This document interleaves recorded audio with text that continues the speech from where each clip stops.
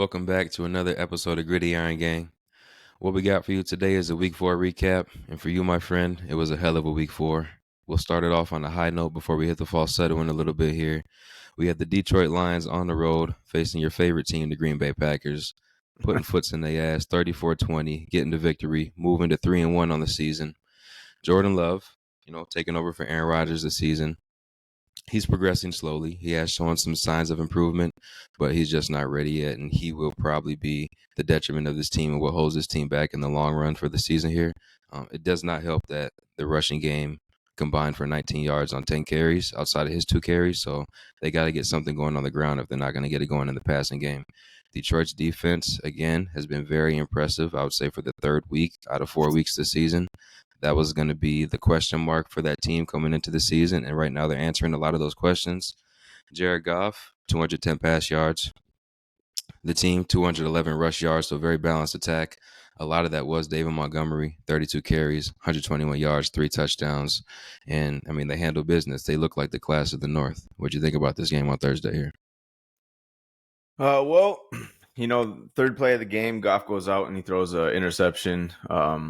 And that led me to believe right away, like, oh, this is going to be a dogfight. Like, we're in for a good game, But Green Bay, they don't capitalize. I think they get a field goal after that. But then Detroit just goes right down the field again and scores like it was nothing. So they kind of, let's throw that pick. Let's get that out of the way. And then they went on the road to business. So,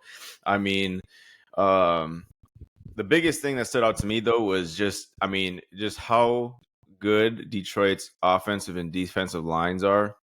They dominated the lines of scrimmage all night long. And that was, and Detroit on defense, they only blitzed once all night long, and that was the last play of the first half, which was to not have to blitz. You're sitting pretty all game long, getting to the quarterback just with a 4-man rush. So, this Detroit team, yeah, they're good, bro. I don't know what else to say. As much as because right when the game ended, I'm like, oh, it's more of just like actually how bad the Packers truly are this season than how good Detroit is. Because granted, I will say going on the road, first game to Arrowhead, and then going into Lambeau and winning on the road there, those are 2 signature road wins already on the year for them. So I'm not trying to take anything away from Detroit by any means, but I still want to see a couple more like prime time type matchups and see how they fare, because yeah, you did what you were supposed to do to this Green Bay team on the road, but I still think after that comeback win against the Saints that Green Bay had a week prior, that it got a lot of people's hopes up, like this Green Bay team was still relevant this year, and that's just not true at all. This Green Bay team, while they might have some good glimpses of what they can be throughout the season, they don't have enough to sustain that in a 17-game season right now. They're all over the board. I think they got questionable play calling with Matt LaFleur. The defense on paper, it's supposed to be, a top-notch group, but they falter so many times throughout these games. It's just, it's hard to really give Packers any sort of credit now that Rodgers is gone, because to me, Jordan Love is not it, bro. He might develop down the road into something decent, but he's not going to be a elite quarterback in this league. He's not going to put fear in people, teams' defenses. He's not that guy. We would know already. He's sat behind Rodgers for 2-3 years now. He's his first year full starter. He's not that. He's not it. You're going to have to eventually go a different way, because you can hold out all that hope you want for him, but I promise you, this guy doesn't have it. He just doesn't have the it factor. And when it comes, he led that great comeback against the Saints. Kudos to you. But then, they still had a slight shot against Detroit towards the end of the game. But there's so many times. Fourth quarter, I think he was 7 of 17 passing. That's not going to get it done crunch time. There's too many times he falters. He still has one too many overthrows to his receivers. So for me, it's just, Yeah, I'm a Packers hater by nature, but I just don't see it. I think that they have a long ways to go to get the team back to where they expect to be, and I couldn't tell you when that's going to be, but they got a ways to go. Back to the Detroit side of things, this is 4 straight wins now against Green Bay for Dan Campbell and company. So that's how you want to, with how much of a stronghold Green Bay has had over this division for however many years now between Favre and Rodgers quarterbacking. That's a hell of a way to start last year and this year, taking out Green Bay, sweeping them, or not sweeping. They haven't played twice, but 4 straight wins against them. That says a lot about Dan Campbell and what he's building there in Detroit. And then back to the defense on Detroit, Aiden Hutchinson, he posted career highs in QB pressures with 8 and pressure rate of 21.1%. He's generated at least 5 QB pressures in his past 6 games, bro. This He's a dude is monster. unreal. He's unreal. And then on the offensive side, they're looking very smart right now by trading away TJ Hawkinson to us and Mm-hmm. then going out and drafting another Iowa tight end in the second round. Tight Because end this you. dude he's a very consistent dude on that offense, and he's now has more receptions in his first 4 career games than any tight end in NFL history. So they got something good there, I think, in Sam Laporta. So yeah, you got to give all the credit to Detroit. I mean, they're doing what, they're not scared of anyone. They're doing what they're supposed to each and every game. They had one hiccup so far, but I think the biggest thing for Detroit right now is you got to build the consistency now going forward, and making sure that you can go toe to toe with any team that you come across, because it's going to be tough sledding, especially late in the season heading into playoffs, if they want to make some noise. I agree. I would say going forward for Detroit, if you're looking at these first 4 weeks, it's very encouraging because you're doing what you're supposed to be doing. I mean, you're in tough games against teams that you expect to be in the playoffs and teams that you think are fringe playoff teams that aren't playoff teams. You're doing a number on them. So, and then you got to count that upset too, week 1. So, I mean, Detroit's right where they need to be. Next, we have Baltimore at Cleveland, a 28-3 victory. We don't have to spend a lot of time here. I think Baltimore is still working through some of the kinks offensively. Lamar Jackson did have over 210 total yards, 4 total touchdowns, 2 of those being to Mark Andrews. So it's nice to see that connection being rekindled a little bit. On the Cleveland side, I didn't really expect much. They hung in there while they could, but with no Deshaun Watson, you're starting a rookie quarterback against a team like Baltimore. That kind of caliber defense is not what you want to get thrown into you for your first start.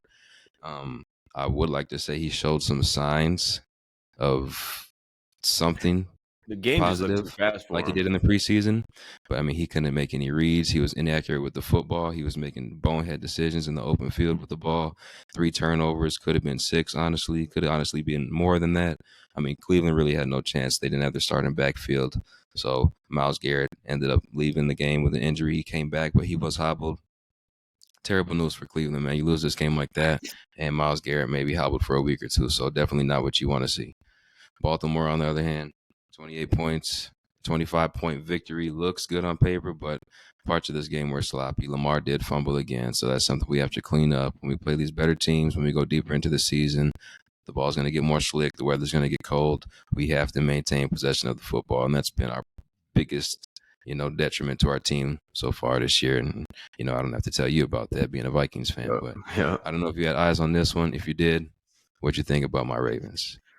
So as it stands now, and I think going forward, the AFC North goes through Baltimore. I think that they've proven it, and the way other teams in that division are faltering right now, I think Baltimore should by midseason have a good grasp on this division. Um, I think they're already 2 games up now in the division, but I could be wrong on that. Don't quote me.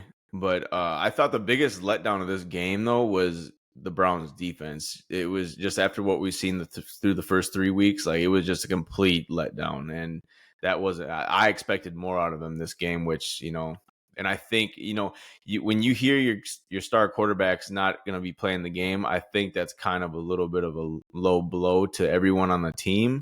and you're not as hyped and not as confident going into the game. So I think that played somewhat of a factor. Probably not the biggest factor, but it takes some of the wind out of your sails when you get that news going into this type of game. So I would expect probably the next time they meet up to be a more close game, but still would 100%. give Baltimore the edge going into it. But I thought the a big difference in this game though for Baltimore was Lamar and his improvisation. I, just the way he was able to, you know, he did what he had to against this Cleveland defense who was going to pressure him.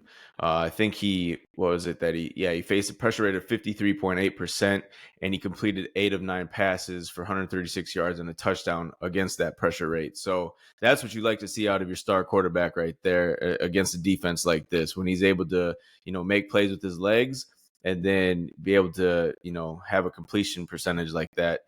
That bodes well for any team. But props to Lamar for having such a great game. And it was also, this, but Lamar's first game with 2+ passing touchdowns and 2+ rushing touchdowns, and it's only the second time in Ravens history that's happened. So, I mean, this dude, he's setting the standard of what it's like to be a quarterback in Baltimore. And I think while it's kind of slow sledding for this offense out the gate for this season, they're going to hit their stride eventually, and they're going to be a team to watch out for. So I like what Baltimore is doing. The thing you can't take away from Baltimore is they're such a tough-nosed group on both sides of the ball that they're the type of team that can gut out any sort of win. You just got to eliminate mistakes and turnovers and penalties, which that's the goal for every team. But I think this team is kind of going under the radar right now, which bodes well down the road. Maybe a little bit. I thought it was a good win. I can't take away too much from it. With Deshaun Watson in there, I agree with you. This next matchup will be a lot closer. I probably figured this would have been closer to 24-21 if Deshaun Watson was in there. Cleveland had some opportunities to put points on the board. It wasn't like we completely dominated them. They were just really lacking at that quarterback position. You can only do that for so long before your team starts to get a little bit demoralized. I think the biggest thing was, Thompson, what's his name? Dorian Thompson Robinson or something. Robinson, I think. Yeah. I just say DTR, but if you think about it, if you look at last year's team and this year's team for the Browns, if you go into this game and Watson's not playing, but you still have like a guy like Jacoby Brissett, it's probably looking a lot better than it did Sunday for them. Mm-hmm. So, and I'm not saying they'd win the game with Jacoby, but it would just be, you'd have more confidence in your offense to go out there and be able to put, some points on the board against Ravens instead of, just settling for 3 measly points.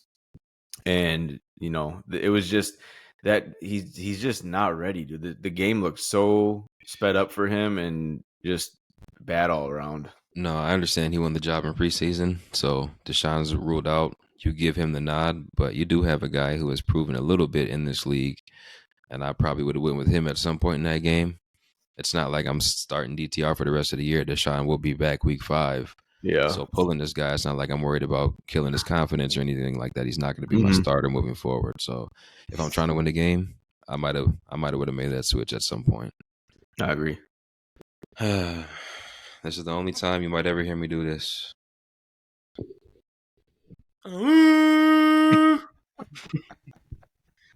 The turnovers have been the story for you guys. In the first half, that was the case again. I think it was 2-0. You guys were down in that department.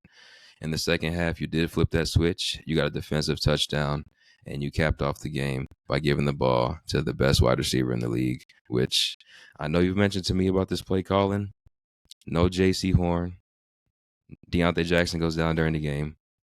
Throw it to the man. So you give it to him. He clutches up the W. What'd you think about the first win for your Minnesota Vikings?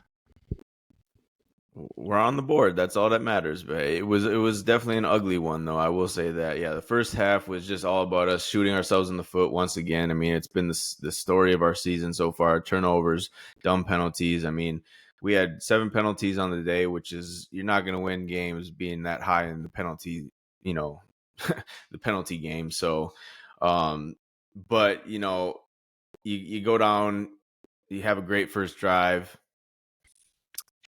JJ's TD gets nullified by a dumb holding call on Josh Oliver, which then obviously one read Kirk. It was Tough. just he stared it down the whole way, and he was still late throwing the ball, and it ended up being a 99-yard pick six. So I mean, that's the stuff that Kirk cannot do that type of crap because that cost us too many games since he's been here. It's Yep. just and it's I think if you go back and watch the play, TJ's open over the middle for a touchdown, and I'm that sure it was. so that's what I'm saying. Like you can pretty much know where he's going with the ball once that ball is snapped because he knows exactly where he wants to throw it He knows because where he's he going thinks with it. it's going to be open. You know what I mean?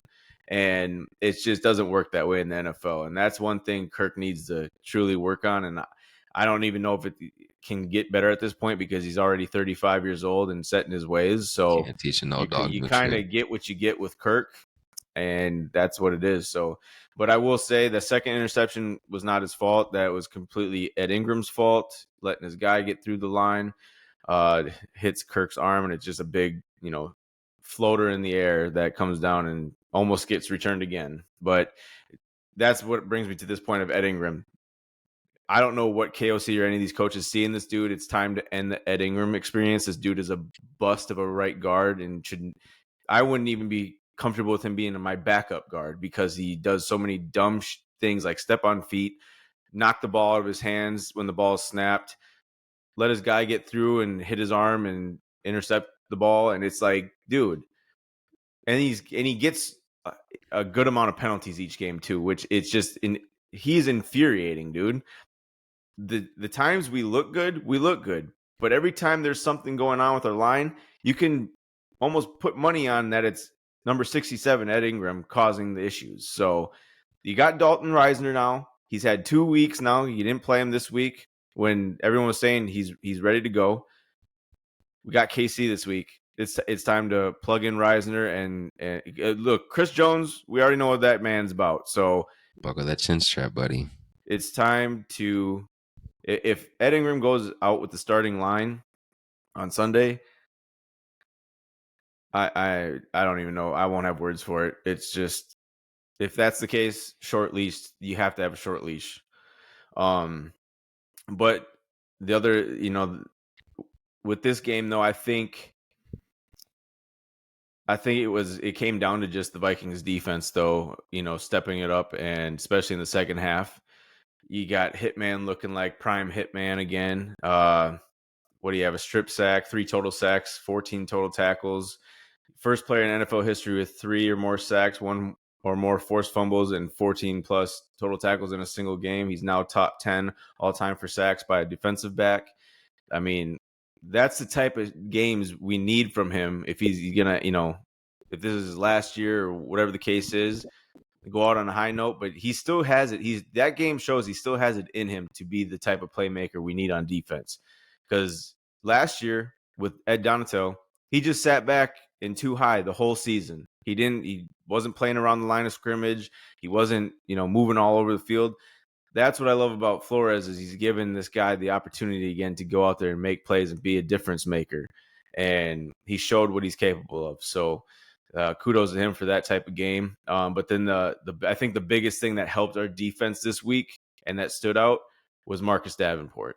The dude was just a brute force out there. He only showed up in the stat sheet with the sack and 1 tackle for loss, but he was pressuring the quarterback damn near every single play and allowing his teammates on defense to go and make plays for, just causing that havoc that he was causing. So, and then I don't have much to say on the Carolina side of things. Adam Thielen, decent game, 7 for 76, but I just think this Carolina team, they lack solid protection up front, and they lack offensive playmakers, and it's really holding this team back, and it's not allowing Bryce Young to progress steadily like you want a rookie quarterback to progress.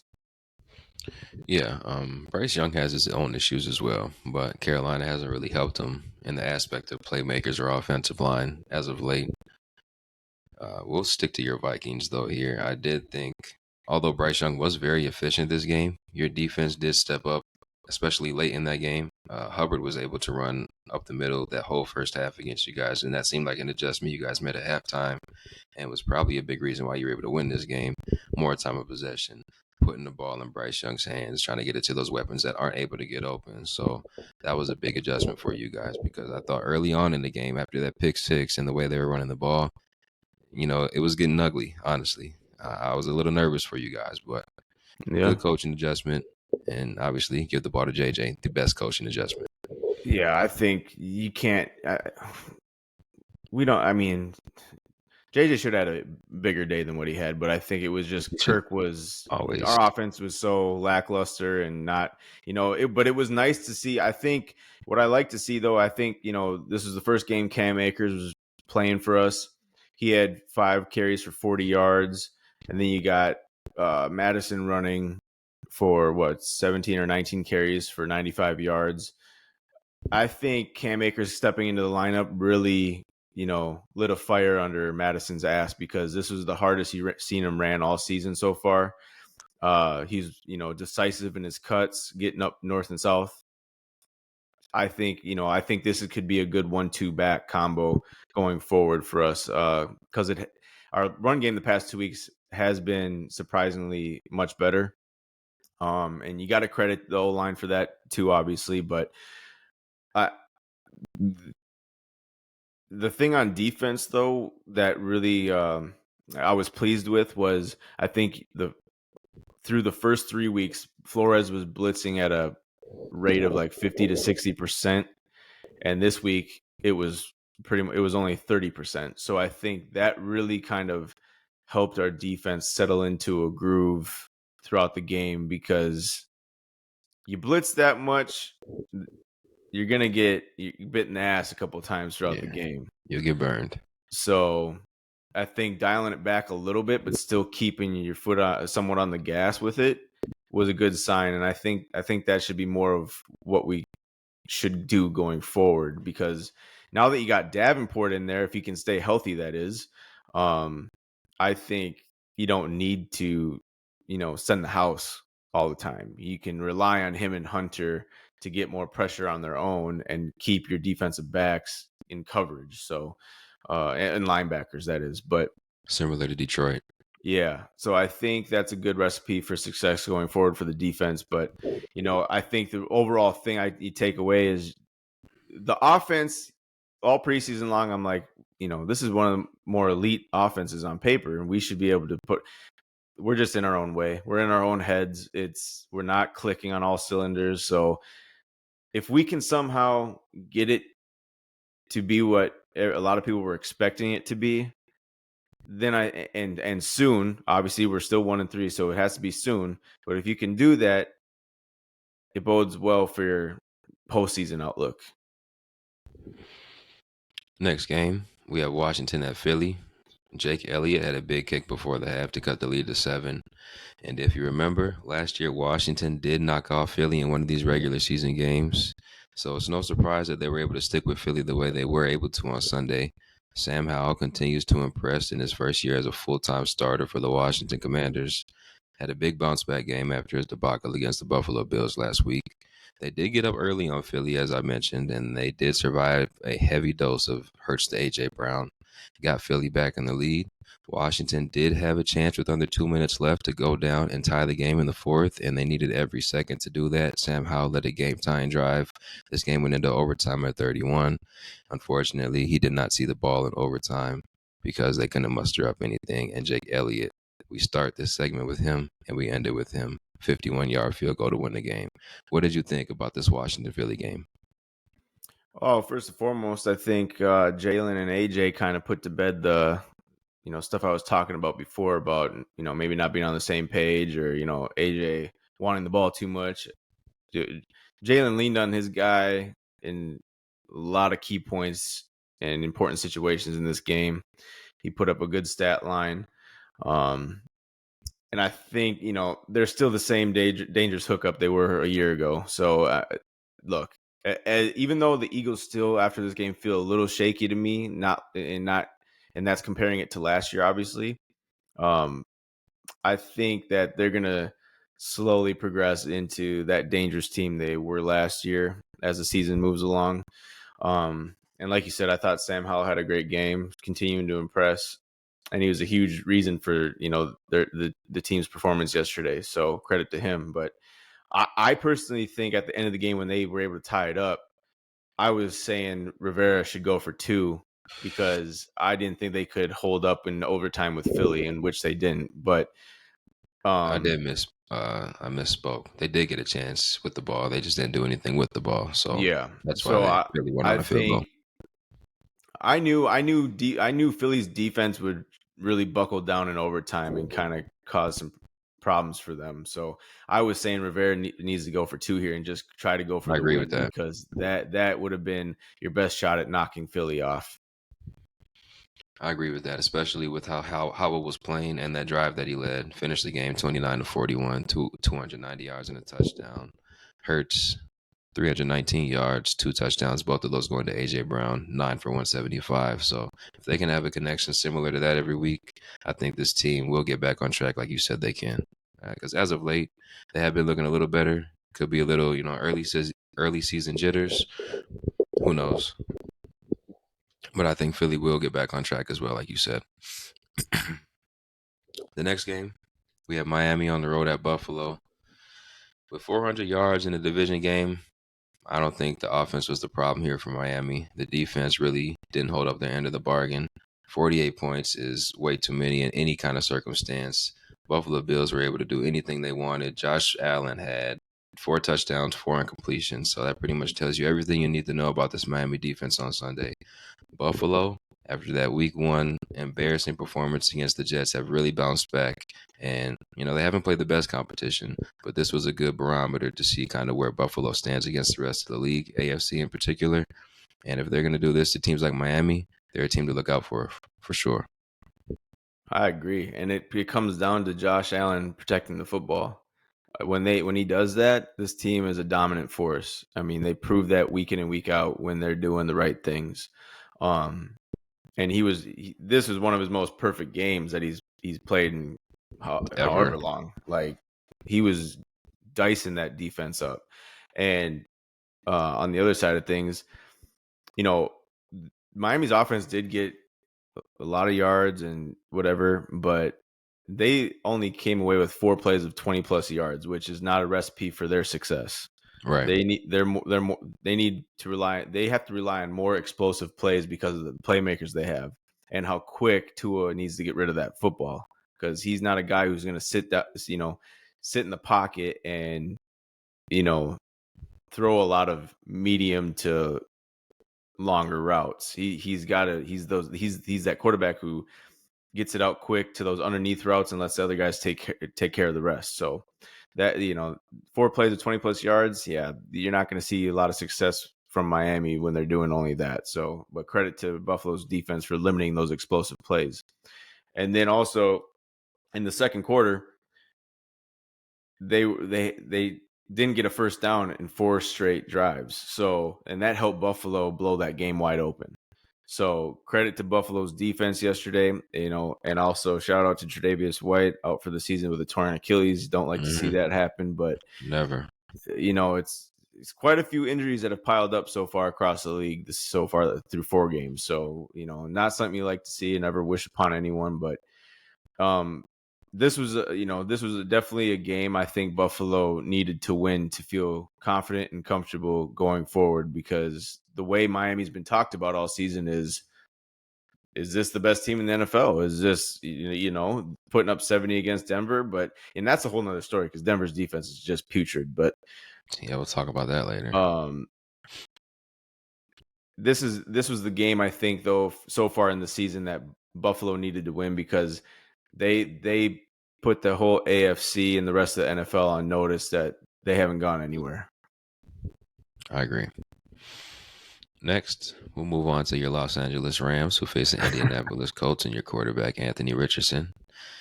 AR did return from his concussion, gets the start for the Colts, and the Rams got up quick 23-0, and it looked bad. Indy was able to get within 8. Rams suffered their first 3 and out of the game, give Indianapolis the ball back. They go down, score a touchdown, 2-point conversion, tie the game at 23. Teams play back and forth, punt the ball back to each other before we go to overtime. And this is where the other team did not get a chance to get the ball. The Rams went down. Puka scores the game-winning touchdown, puts the Rams up 29-23 for good, and the Colts lose a game at home that they probably felt like they should have won, moving to 3-1 on the season, but they fall to 2-2 instead. What did you think about this Rams and Colts game? Well, let me start with AR because I think this dude can become a real problem in this league. He's got He played some really well yesterday. He's got some stuff to work on with the passing game, obviously. That was always the biggest question mark coming into his rookie year, especially just playing, one season as a starter at Florida.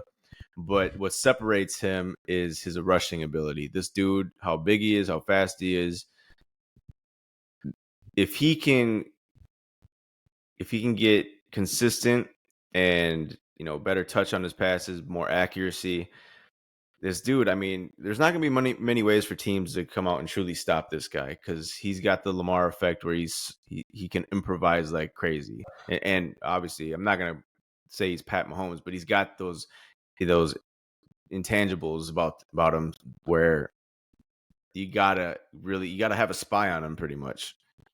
But he led 3 TD drives and 2 2-point conversions. I mean, this dude, he's not someone to sleep on, and I think he's answered all the questions that people have had questions going into the season after he was drafted. The dude is just a straight up baller and playmaker. So whenever you got a guy behind center who can make plays, and that just gives your team all the confidence in the world in this guy. And as he continues to grow, I think he has the highest ceiling out of all these rookie quarterbacks for sure. So he's a guy to watch, throughout this season because as he gets better, the Colts will get better. And it doesn't hurt that they're going to have Jonathan Taylor as soon as this week, probably. So yeah, I agree 100%. They're a sneaky team, I think, going forward. I'm not going to say they're a playoff team because I don't think they are, but they're going to give people problems. So, but then on the other side of things, my takeaway is, look, Puka Nacua is the real deal, bro. This dude is, I mean, what a 5th-round gem that they found out there, because if they don't have him, it's looking mighty bleak on that offense. So I think he finished 9 catches, 163 yards, and a TD, 39 catches on the season. Look, he's got more receptions than JJ and Devontae Adams, more receiving yards than Diggs and Keenan Allen, averages more separation than Tyreek and AJ Brown, averages more yards after catch per reception than Amon-Ra St. Brown and Terry McLaurin. This dude is a stud right now, and you can't knock him, bro. Like he's going out there and handling his business. So it's fun to see those later round guys that you hit on produce so early, because when we're doing our draft stuff, I don't think about the guys that are going in those type of rounds. I don't even know I didn't even know who he was coming into the season. I'm not even gonna lie to you. So I mean, look, we couldn't even pronounce his name 2 weeks ago. But I will say, I think there's something fishy with this whole Cooper Kupp injury deal, because I don't know. We might not see him the whole season, bro.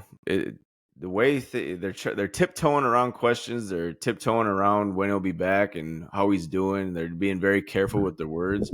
I think there's something a lot serious going on, whether with it, what is his hamstring or something. So yeah, I think it's a pretty significant hamstring injury, which would be unfortunate, because seeing him in probably one of his last years as an elite receiver with Puka would be very fun to watch on that field. And especially with Stafford still throwing you the ball. Yes, because he's, you can say what you want to about him winning or whatever, but he is as talented as anybody, Matthew Stafford. So, yeah, it's too bad we're getting robbed of a lot of good players on the field this season. Not a lot of good players in this next game. We had Denver on the road at Chicago, getting the win 31-28. We did see the game from fields that we finally wanted to see. 16-17 at the half, 231 yards. Finished the game 28-35, 335, 4 touchdowns. Had the Bears up 21 at one point. in the last game, that Rams Colts game. We talked about a failed comeback. That was not the case here. Because although the Bears were up 21, Russell Wilson did lead a comeback, and the Denver Broncos, like I said, got this win 31-28. Something I didn't mention, Justin Fields' interception. That is what sealed the game for the Chicago Bears. I Yep. don't know. What did you hear about this? Is it more on Justin Fields or is it more on Eberflus at the end of this game here? Well, so Chicago was able to. I don't know at what point. I know it was late in the game. I just don't know exactly when. But they were able to drive to the Denver 18, and it was they were on the 18. It was 4th and 1. Eberflus decides to go for it instead of kick the field goal, and they couldn't convert. Herbert was stopped short of the sticks, Why are they running and with Herbert? I don't know, bro. Lord have mercy. And that, when your season is the way it is, I can understand the reasoning for trying to go for it. But between two garbage teams and everyone knows you're garbage, do anything you can to secure that win, especially after you've let them come all the way back from being 21 down. So kick the fucking field goal and move on with, your one win if you're able to muster it up. But, to me, Justin Fields' career day, it wasn't about him or how good he was. It's how bad this Broncos defense is. They're bad. Fields will not have another game anywhere close to this ever again. Not this So year. take it while you can, Bears fans, and take it while you can, Justin Fields, because this was just one of those fluke things that happen all because this Denver defense is truly that bad. And I don't understand how a defense can. I mean, look, they gave up 70 points a week before, and they embarrassed you. You let a team down 21 who gave up 70 points the week before storm back and beat you. That's where we're at with the Bears, bro. This team is, I mean, you can make a case that the Broncos are still the worst team, but Chicago is by far the worst team in the NFL right now, and it's not even funny. And now they're set up with the first 2 picks in the next draft. You better hit on those. I mean, think about it. If they get Caleb Williams and they get Marvin Harrison Jr., they'll still find a way to screw them up. They don't have anything. No offensive line, no coaching, no defensive line. So, no, and that's my other thing is I truly believe like Eberflus needs to be fired. But what is that going to do for you, really? Because look how many coaches they continuously go through in a short time frame.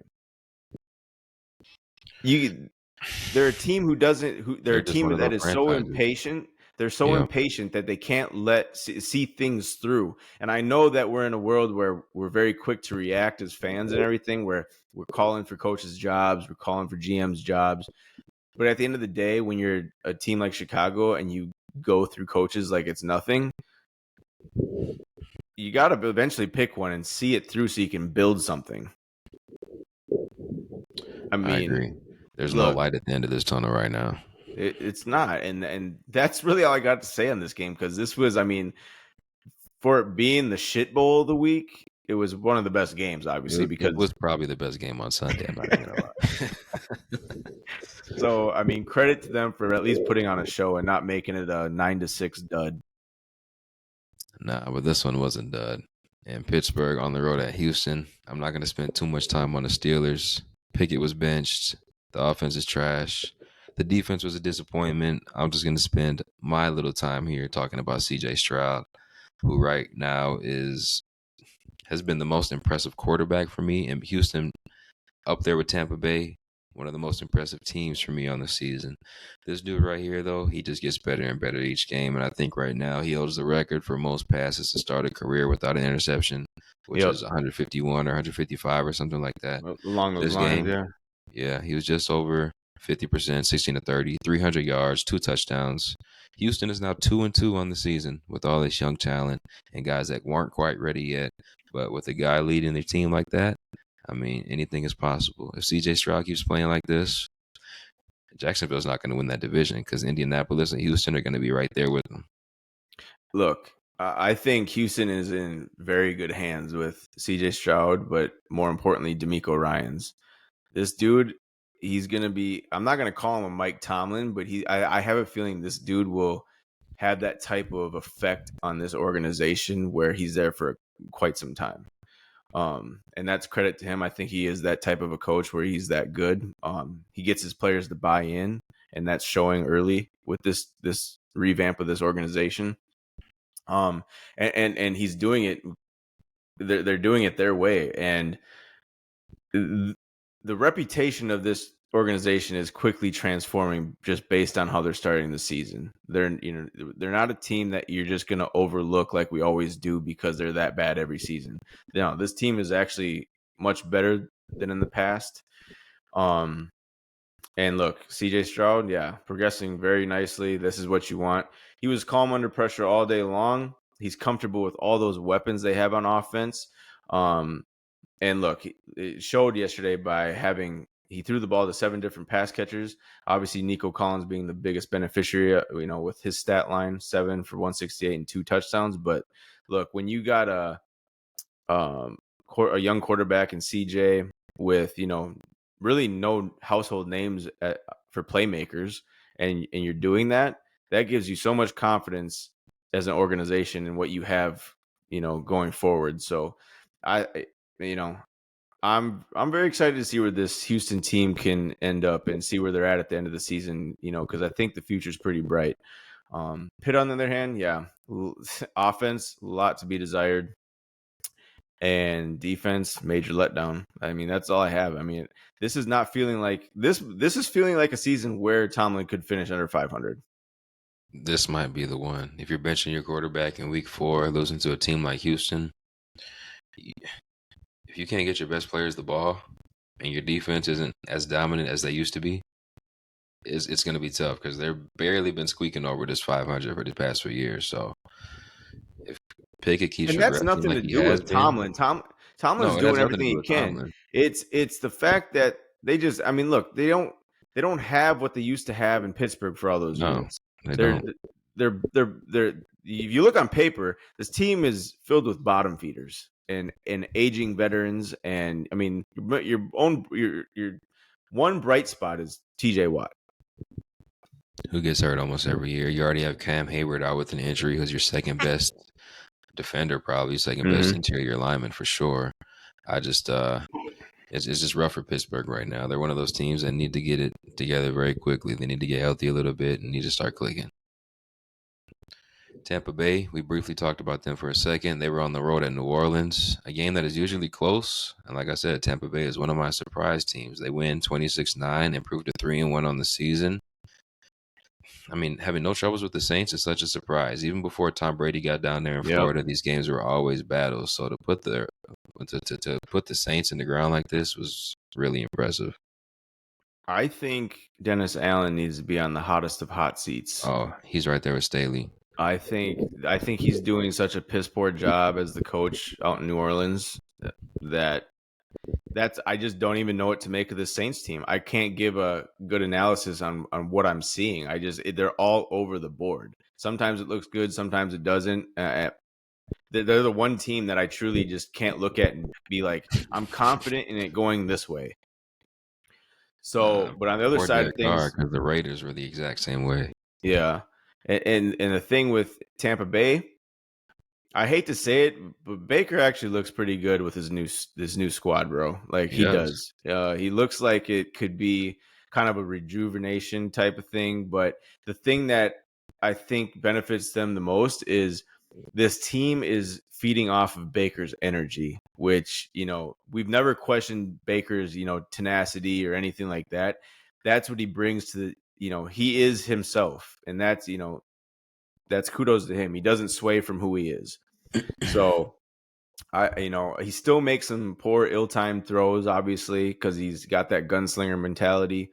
But the fact that he is one of those like sneaky mobile quarterbacks, he makes some gutsy runs, tough, hard runs that for first downs and such. That I think that team really benefits from that type of play from him. So it's something that's good to see. And I think now after they took out New Orleans, this is definitely the team to beat in that division. So, and then on the defensive side, huge game from Antoine Winfield Jr.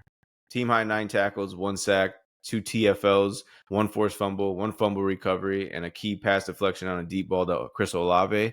This dude balled out. So, Yeah, surprising start for this team, but I think, I think now it shouldn't be that surprising. I think they are a decent team.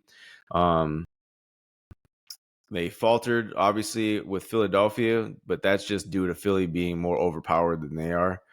Um, and then obviously, you got Mike Evans going out yesterday with a hamstring injury, which we all could have expected at some point. So, um, yeah. So I don't know. I don't know how long he'll be out, but this team is they're quite fun to watch. Actually, they just the way they go out and battle. Yeah, one of my top three surprise teams so far this year. Maybe another team I could put in that category. Cincinnati was on the road at Tennessee. I'll just say Tennessee. Their defense is not good enough to be holding a team of Cincinnati's caliber to 3, and their offense is not good enough against anybody to be scoring 27. So Cincinnati, there are some big problems in that Bengals organization right now. Panic time. Yeah, hit the big red button immediately. it's I've been saying it for a few weeks now. I said I think this is a down year for Cincinnati, and the biggest thing that's holding them back is Burrow's injury, bro. I think it's too much to overcome. He's just he's a detriment to the team going out there the way he is. That's just my view on it. And when you think about it moving forward, they're going to have to pay Jamar. I think pretty much everybody on that defense is taken care of. When you pay Jamar, you're probably going to have to lose a guy like Mixon. You might have to lose your Boyd or your Higgins or something like that. So this could have been the last year that Cincinnati had a real legitimate shot to be a top 3 seed in the AFC. And we're going to see because Burrow's no spring chicken. He came into the league old, dealing with a calf injury. Obviously, he's not going to heal during the season. We'll see how he progresses in the off season, but looking forward, Cincinnati doesn't look good this season, and next season they have a lot of questions to answer for sure. Yeah, and I don't know. I don't remember the question in his post game press conference when he was being interviewed, but Jamar Chase, they asked him something, and then he was like, he looked at him quickly, and he's like, "I'm always open. I'm always fucking open." Okay, Chad. So, and that's the type of thing that Burrow injury is causing. It's causing frustration throughout the team, It's killing my fantasy squad at the moment. and yeah. So when you let a team like Tennessee do what they did to you, boy, oh boy. Yeah, that causes for major concern right Because there. while I'll say like Tennessee's defense finally looked formidable and pretty good against them, but it's not They're saying not much that though. because you're not facing the same old Burrow. You're not facing that same high flying offense. So I'm not sold on the Titans at all, and I never will be this season, I don't think. No, not with Tannehill running the team. Before all these games took place on Sunday, we did have a game overseas. Not sure which country. Maybe you can let me know in a little bit. I We think it had was the London. Atlanta, London. Okay, Mhm. so what do we call that? Across the pond. Yeah, We because had that's Atlanta. where that they call the Jaguars UK's home team. Yeah, they're over there every year. Well, and then they play there again this week. Oh no shit! Two back to back. Yeah. That's bullshit. Are they both home games too? I'm not sure. No, I think technically this one's the home game for Bills. Okay, that's still weak. I gotta stay out there and eat that food. I ain't gonna this. I ain't gonna. Atlanta at Jacksonville didn't show up. Lost 7-23. I was unaware that this game was this early. I didn't have any eyes on it. Did you? Yeah, so for me, I don't have many takeaways because I wasn't like fully, entrenched in this game. But the glimpses I saw and what I've read, like this is the Jacksonville team that I expected to show up, and I hope to, I I want to see them now start to make this a consistent thing because they are good enough to do that. They are good enough to um be a relevant team in the AFC. So to just going forward, just be as consistent as possible with your play, with your coaching, just everything across the board. Because what they did against the Falcons Sunday morning, that's the Jacksonville team we should be seeing week in and week out. Yeah, no But it question. makes you nervous about just how consistent they can be because they're constantly up and down. So, and then on the other side of things, the whole Desmond Ritter experience needs to be over. It needs to be. He's atrocious. Golly, he's bad. He can't read defenses for a damn thing. Can't get the ball to his playmakers. Even when he tries, he throws pick after pick. And they have Taylor Heineke behind him. That dude, you'll be much better in Atlanta with Heineke running the show. It's such an easy call. Look what he did. 2-2, you don't need to panic. Look at So what maybe Heineke wasn't. He has never been that great, but look what he did with Washington. He made them competitive. they were a game away When, from the playoffs last year. so look, when you put him into that Atlanta starting role, the team's going to feed off of it because he's going to go out there and make more plays. He's gonna run better and more efficiently. He's going to get it to his playmakers, and God forbid, can we ever see a consistent Kyle Pitts putting up points and Jeez. numbers every week? I don't think we will, bro. And do we even consider that a bust? Because that position is dependable. I mean, I think we do. We can't give him a pass and not give anybody else a pass. So, I mean, at this point, the most talented bust at the tight end position I can think of off the top of my I was head. thinking about it today. I'm like, man, is Kyle Pitts going to be that dude who his career was just was over before it even got started? That would be tragic, bro. It really would be. Let's move to the afternoon where we didn't have a lot of great games, but we had one game that was pretty entertaining. The Chargers did their thing, up 14 points in the fourth quarter, allowed a touchdown with a little bit over 4 minutes left, went forward on their own 45, gave up huge plays, including a fourth down conversion to a backup quarterback. Unfortunately, he does throw an interception to Asante Samuel Jr., who ends the game for the Chargers. They get out of here 24-17, and Staley survives another week because he tried to give this game to the Raiders as well. It's the takeaway second for this week in a game, row. Second week in a row, man. You're going for it in your own territory. He's lucky. I mean, this wasn't as bad as the Vikings game. This was the 45, but you can't be doing this, man. Still, You bro, can't be when doing this. And Herbert, not to mention on this play, had a busted up hand. He had a big brace on his left finger, so he can't reach the ball out. It's the first time he went under center since he got that injury. So who knows if he's going to fumble or not. I mean, this guy's just a bonehead. He's a bonehead. Anyway, Chargers get out of here 24-17. Khalil Mack has 6 sacks after 0 sacks in the first 3 weeks. And I think that's pretty much a microcosm of this Chargers team, man. They're just inconsistent, and you'll never know what you get from them until it's crunch time. That's the scary thing, especially when you're making picks week in and week out. It's like, what Chargers team are we going to get? Which Staley are we going to get? Like, it just don't make no sense, bro. This team's too talented to be the way they are. You really don't know if you're going to get 35 points or a 21-20 game. Like, they're one of the most frustrating teams in the league for sure. They are. Vegas, they really had no business being in this game. Devontae Adams got hurt early. I mean, what do you want them to do? The offensive weapons really aren't there for Vegas, and a backup quarterback, you should have blew this team out. I mean, the Chargers are just not it right now. They're really not. But the thing that brings me to my other point, though, I truly believe this Raiders team is not a good team, and McDaniels is out of there. McDaniels is out of there after this year. I think they truly.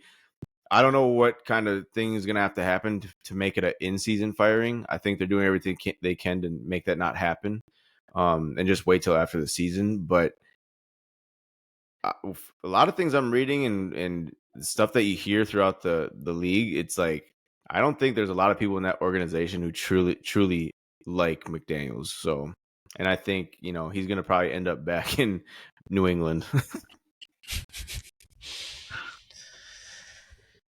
Speaking of New England, we have them on the road at Dallas where they lose 3-38. You asked me, it might have been before the season, it might have been week 1. How long do I think Bill's going to stick around? I said he's going to stick around to get that record. If things keep looking like this, I don't think he's going to be reaching that record anytime soon. Mac Jones in this offense can't produce anything above high school level. The defense isn't what it used to be, giving up 38 points to a Dallas offense who, yeah, they have their moments, and some would consider them elite, but they are very inconsistent. Not as inconsistent as a team like the Chargers or thou shalt who not be named, but they have their moments, So giving up 38-3, especially after how Dallas lost last week, they're going to come back, be extra focused and extra motivated to get this win. You didn't show up at all. I think that's very embarrassing for this New England Patriots team. It is, and it's the largest defeat in Bill's 29-year head coaching career. Is it really? Holy shit. That's So crazy. that tells you all you need to know right there. But um, yeah, the Dallas's defense just smothered New England and made Mac Jones look even more putrid than he already is. Um, Mac Jones is a career backup in my eyes. That he's nothing more than that. I'm Yeah, pretty you much send done with. everybody to the career backup category.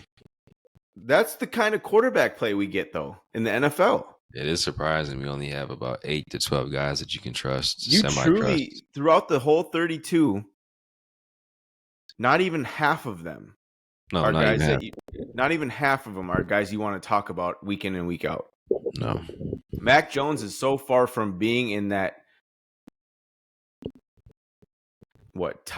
top 75% even, like Mhm.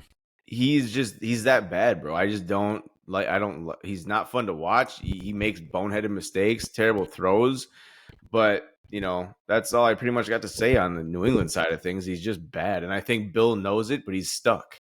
He's stuck. He can't do much about it. You And I know, don't see him going anywhere else. So, I mean, he's look, just going to have to tough it when out. not under pressure, Mac Jones completed 7 of 10 passes for 69 yards and 2 interceptions. Not Wow. under pressure. Wow. Yeah. That's bad. Yeah. So, but on the other side of things with Dallas, Josh Rosen. the thing with Dallas for me is if they're going to be taken serious as a playoff team that can make noise and go to the Super Bowl potentially, you got to stop being so damn inconsistent in the red zone because it's a cause for concern at this point on the season. They're 7 for 19 in the red zone. Mm. It doesn't seem like anything really or much at all when the defense is playing the way they are, but in tougher games, it's gonna be a problem, and you're gonna be noticing it, especially when you go against San Fran, when you go against the Eagles.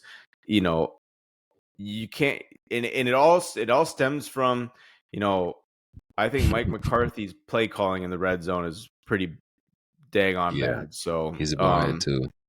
it's that's the one thing with Dallas right now that I, I really notice where it's just like in the red zone, they get between the 20s in the middle of the field, they're dicing shit up. They're They're doing what dynamic. but when they get, inside those 20s, it starts to falter and it doesn't look good.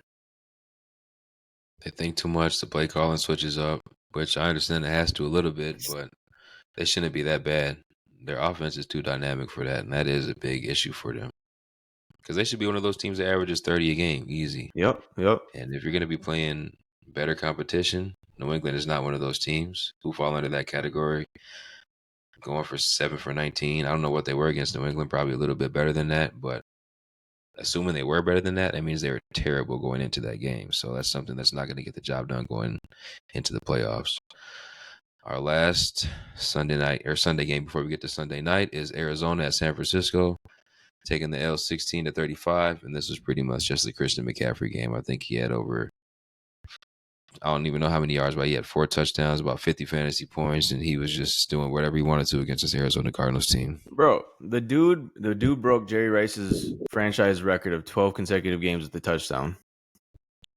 This dude looks unreal in that offense, bro. He's unstoppable in that offense. And he does it in the passing game and the running game. You don't know, you just don't know how he's going to carve you up. And Yeah. it's hard for a defense to truly stop the guy because he's so dynamic in every phase of the game. So, it's fun to see him doing what he's doing now in San Fran compared to what he was stuck with in Carolina. That offense is so fun. Not only is he just a receiving back, he's actually a receiver when they want him to be, and they'll put Yep, him out there in the formation as a wide receiver. So, I mean, outside of Chubb, I think Christian McCaffrey is the best back in the league, and I without do too. Chubb, it's hands down Christian McCaffrey right now, and he's showing that, especially on Sunday.